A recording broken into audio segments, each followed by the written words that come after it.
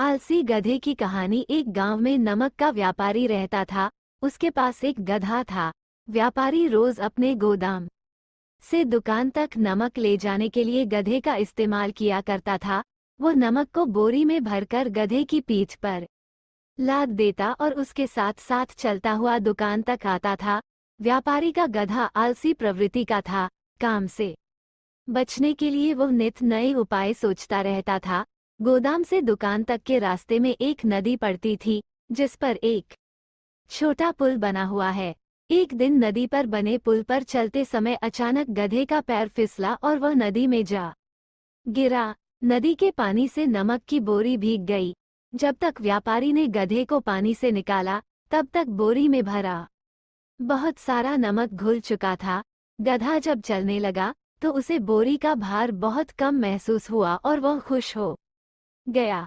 उसने सोचा कि अपने ऊपर लदा बोझ हल्का करने का ये बहुत बढ़िया तरीका है। अगले दिन वह जानबूझकर नदी में गिर पड़ा। नमक पानी में घुल जाने से बोरी का वजन फिर कम हो गया। उसके बाद से वो हर रोज ऐसा ही करने लगा। रोज रोज गधे की ये हरकत देखकर व्यापारी उसकी चालाकी समझ गया। उसने गधे को सबक सिखाने का फैसला कर लिया और अगले दिन बोरी में नमक के स्थान पर रुई भरकर गधे की पीठ पर लाद दिया। रुई हल्की थी।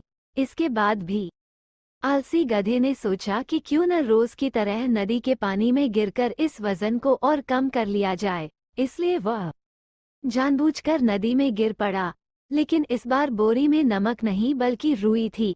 पानी में भीगकर रुई का वजन कई गुना बढ़ गया।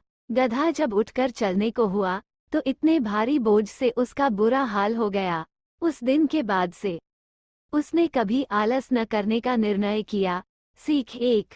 आलस का फल कभी न कभी मिल ही जाता है। 2। एक ही उपाय हर बार कारगर सिद्ध नहीं होता।